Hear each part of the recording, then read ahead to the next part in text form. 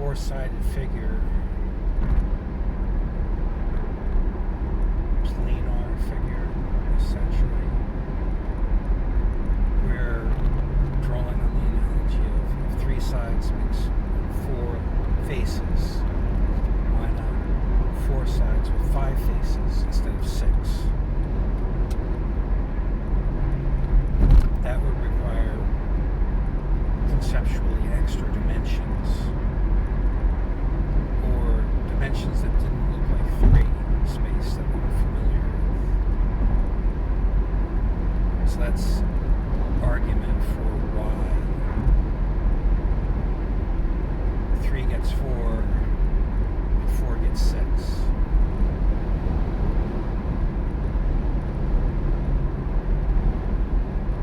Both conceptualizations are, in my human mind, still 3-space wireframe models. So, postulating triangle 3-sided, so it's 4 planar spaces,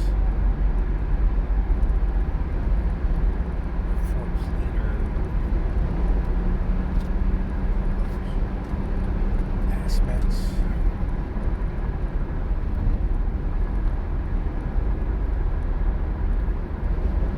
Meaning that for a 4-sided, it's 5 planar aspects. And for 6-sided, it's 7 planar aspects.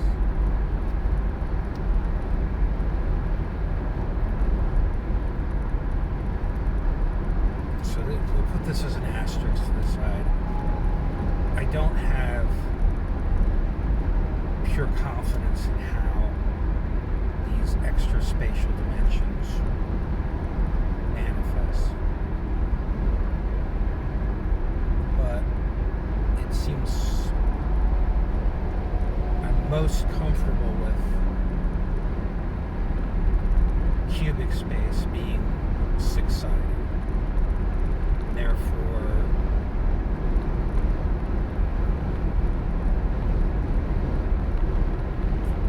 it's 8, 12, 6 dimensionality. 8 corners, 12 edges, 8 vertices, 12 edges, 6 faces. And that's the space that we exist within.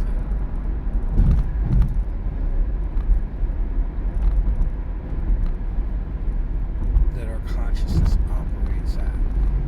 Emergent behavior of the physical systems that we are comprised of falls into this cubic space. And don't discount the possibility of a 4-sided object being 5 faces. And that may be in the realm of virtual particles.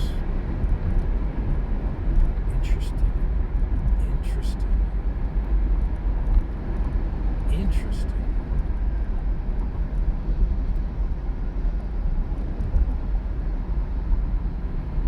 I kind of like it. Implications. I think it has implications for gravity.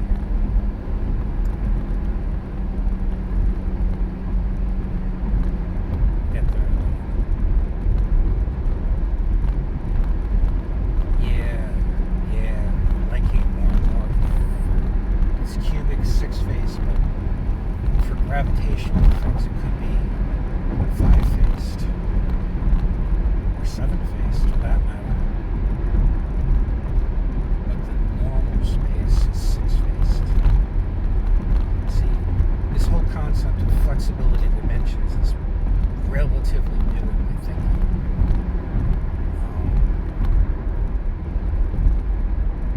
So this is evolving, but it makes sense. It gives you a powerful tool for constructing different models or physical model representations of phenomena. So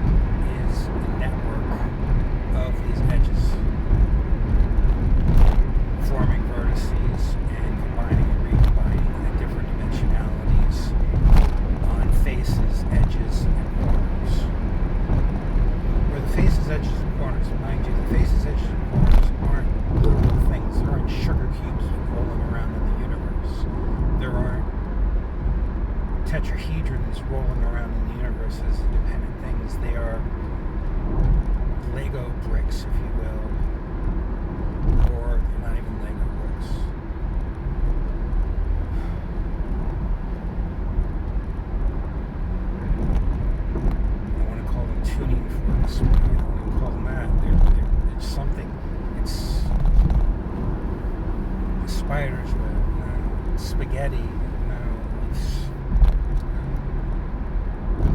It's more like a packet switch network in some ways, in that you can route. No, you don't route.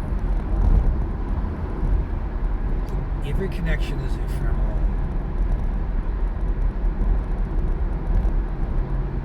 But the patterns of the connections are sustaining, self-defining structures,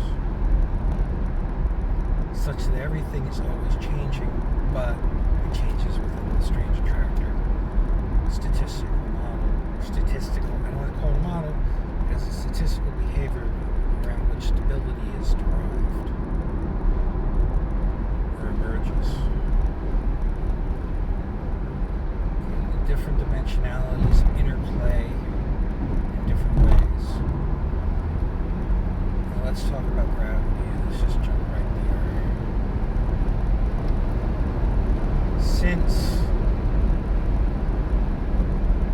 the structure of any particle doesn't have an edge, classically we call these fields, the non-edge part of a particle. Fields interact with each other and complement. They have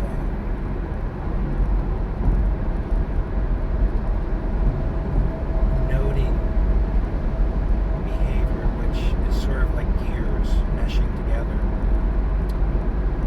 to create a kind of clockwork dance that is the structure of any particle. So the waveforms become the teeth of the gears, and the angles at which they join is the strength of their connection and the strength of their resistance, right? And they have shape and tilt and balance and interaction, but out of this field that merely not an electromagnetic field, but the simple presence of a massive object has, I love the metaphor of putting a mass on a taut piece of fabric, stretchy fabric, and that there's a dent, right? Well, that's a two-dimensional representation of what the dent in 3 space or 4 space that any massive object forms. But what does that dent mean? What is the dent? Well, in reality, I like to think of it more as shells of spatial density, where the event horizon of, let's say, a planet, we have an Earth, a nice atmosphere, what's our event horizon? Is it our magnetic field? Maybe, for certain purposes, contributes to our mass. In some minor ways, the atmosphere, this Earth down to its core, the solid and the lattice, molten center. But so edge of a cloud, edge of the Earth, creates shells of density to form around it that are similar to that dent in the fabric, but it's on 4-dimensional space. And within the shells, they are of you can call them, imagine them as discrete, even though they're not. Even though they're blended, rolling, roiling, gently interacting and filtering together, but on average, strange attractor behavior, there are essentially shells of density, and they're all interconnected as space through their spatial web. And since all existence has energy, going back to the quantum foam of an empty space, there's something going on there, there's motion, there's energy being transitioned. And now, if you have these shells of density, essentially what you have is the closer you are to the center of mass of something, the shells are they get more and more dense, which means that as you have movement within the quantum foam, you have layers of energy. The higher density has slightly higher energy because there are more vertices and edges compacted into the closer shells to the center of mass. And what happens is that those movements are connected, so it's like a series of springs. If you wiggle these a lot, you're going to pull down on the ones above. And those in turn are wiggling themselves, they'll pull down on the ones above. And it gets, cube of the radius or whatever the distance, the effect tapers off as you go further and further away from the mass. But because there is always this energy of just basic existence, and that the shells are formed by any massive object, you have this interaction of layers of pull. Alright? So it's not that it's a field in the sense of a magnetic field or electromagnetic field or weak force or strong force. It's essentially an emergent behavior of these layers of density that causes there to be this wiggling faster than this pulls it down because it's more vibrational energy. Now space itself, this is strong enough that it won't just pull in, but if you put another massive body within this, it will sense a gradation of, because of the shells, it has a very subtle effect that the gradation of density from the Earth against a speck of meteor or whatever, spacecraft person, that there's going to be a differential energy in the vibration of the body itself. So while space itself has these shells and they vibrate and they hold together, that when another body enters, that those shells permeate through each other, and the tug that you experience within the gravity well actually is brought forth into the body of the particle above. It perturbs very slightly the strange attractor of its particles by the density gradient. At the same time, relative masses being what they are, there's an influence on the massive bodies such as the Earth, but it's fantastically small for any given subatomic particle or whatever. Things that aren't of near or same order of magnitude of mass. But we already know that's classic. So it's these shells of spatial density that generate the tug of gravity. And the interesting thing is, when you get to black holes, you have a very interesting new phenomenon that can occur. Everything that approaches the black hole in the event horizon, we're going to start talking about time in a minute. But as you get closer at the singularity, the center of a black hole, you've achieved the center, the singularity. I don't want to call it the center. The event horizon. See, this is the interesting thing about a black hole, is what's the edge of a cloud? What's the edge of a black hole? Well, the event horizon.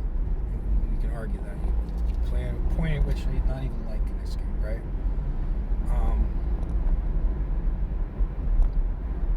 To me, that's kind of interesting in that it's massively different description than what is the edge of a fluffy cloud in the sky. What's the event horizon of a cloud? The event horizon of the surface of the Earth.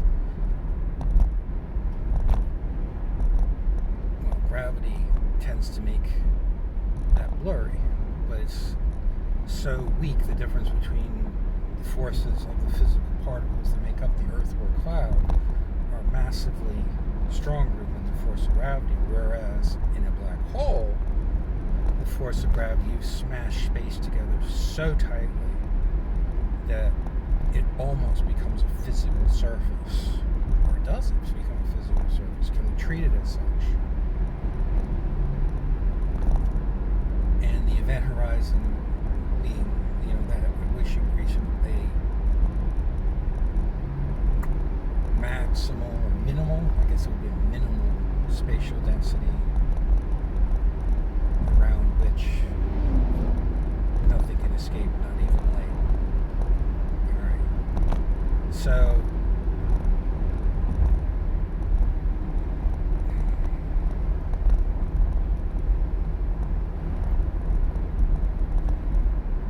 it's interesting to me how to conceptualize what a black hole is. It has a singularity. It is a singularity. It has a event horizon. It is an event horizon. Does it have an internal structure between the event horizon and the singularity?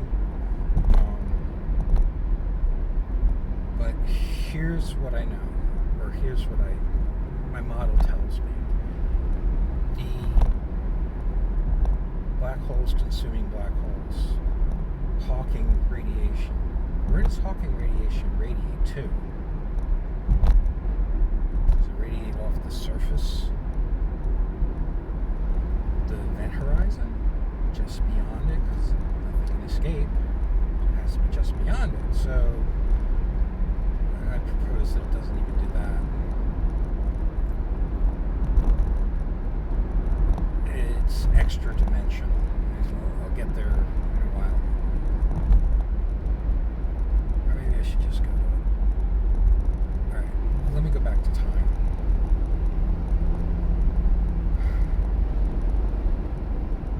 I don't believe the concept of that. I'm going to say I don't believe in time. I don't believe in time as conventionally imagined.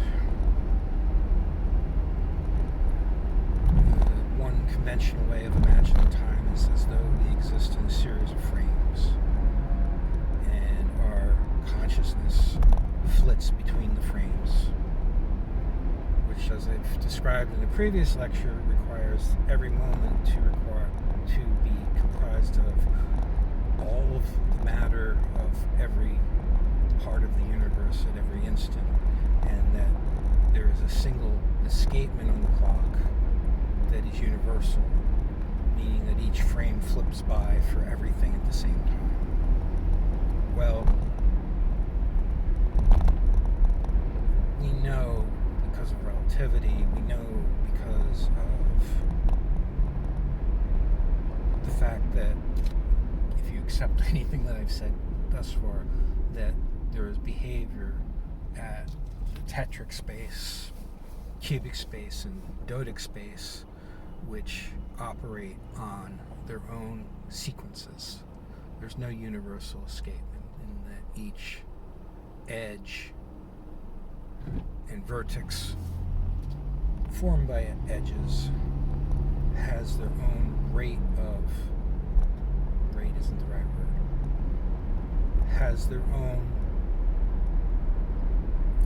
tick, in that there are only two things that can happen and this is where the speed of light comes from, speed of causality. In fact, this is why it's E equals mc squared. There are actually two c's. You're squaring them. They multiply against each other. And the two c's can vary against each other, whereas one c can increase and the other c has to decrease. So c squared is still as if they were equal valued. Alright. So what are these two c's? They are the c of translational see vibrational motion. Vibrational motion is the dominant force in keeping the particle together. It is the dominant action in the quantum foam. All right? It happens at a rate of 1,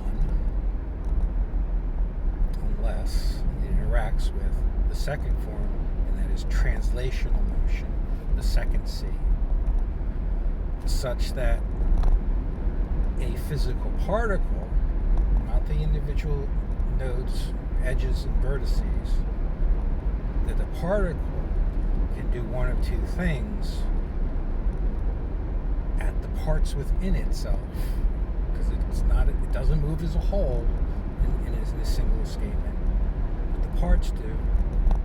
It operates in a sequence. So as you translate through space, closer and closer to the speed of light, this is where wave behavior comes from too. The transitions of the nodes and edges can be along a vector.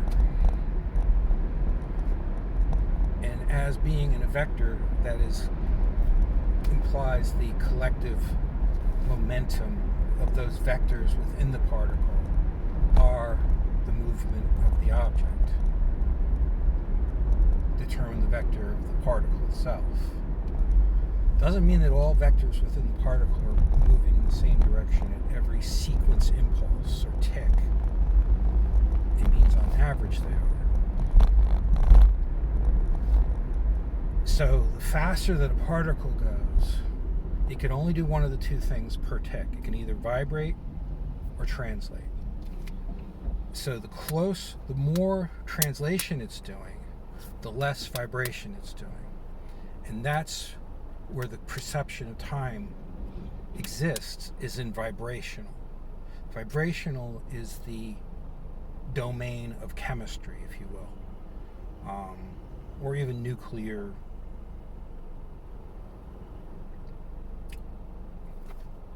chemistry, the physics of neutrons and protons as atomic core, strong force. That is the vibrational domain, the vibrational C. So the faster that something goes translationally, the less vibration it can do. Therefore, the less change that the particle is able to exhibit, and the more the time effectively slows down because there's no change. You can't have the clock tick because all of its particles on the spaceship are too busy going that way at or near the speed of light.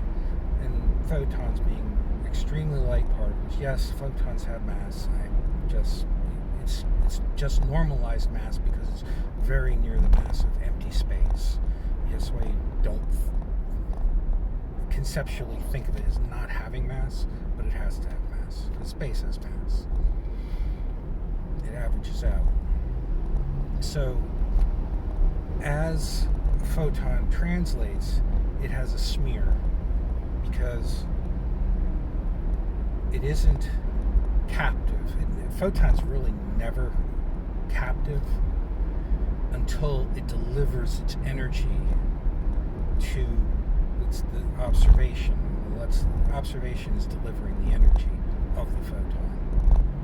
Once it's delivered someplace and the photon is transformed, at least absorbed. Anyway, because it's so light, it's able to travel at the highest speed, the closest to the speed of light, and therefore it experiences the least amount of change in its own structure. Now, a photon is a relatively simple thing,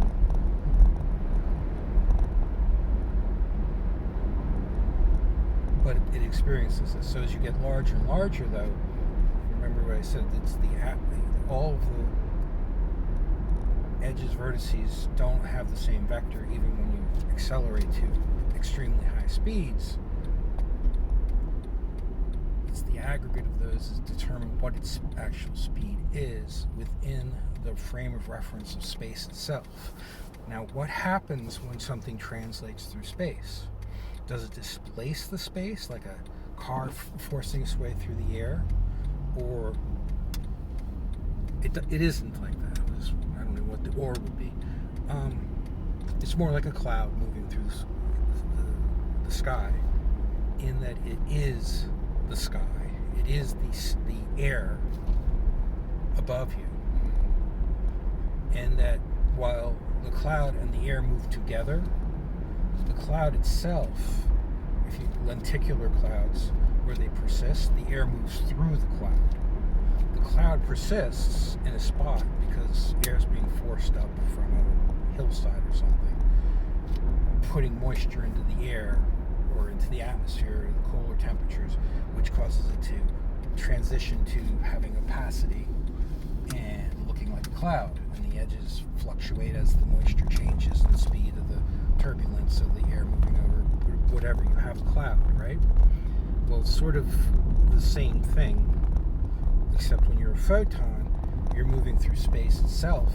And what's happening is at the leading edge in the direction of motion, you're absorbing space, and on your trailing edge, you're emitting space, or the edges and vertices are being absorbed and emitted.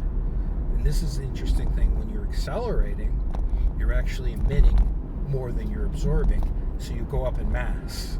As you accelerate something, that change actually increases your mass, because the rate, because you're doing the emission of mass out of the back or some kind of force, you're converting that mass into motion, that emission, so that the mass of while you're losing the mass of the fuel, the object being propelled is gaining mass because of this. It starts to contract, and the chemistry is slower.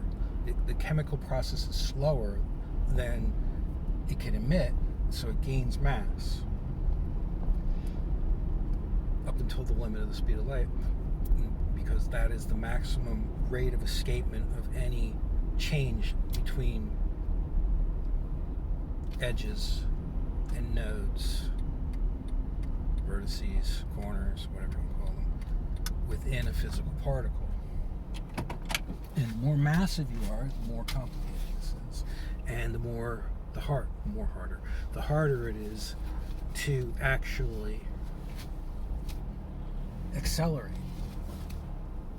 So you get heavier, and it becomes harder to accelerate. You get heavier, more massive, and more momentum that you have to generate in order to move. I didn't park very well that time. I'll try again. So time is just a sequence of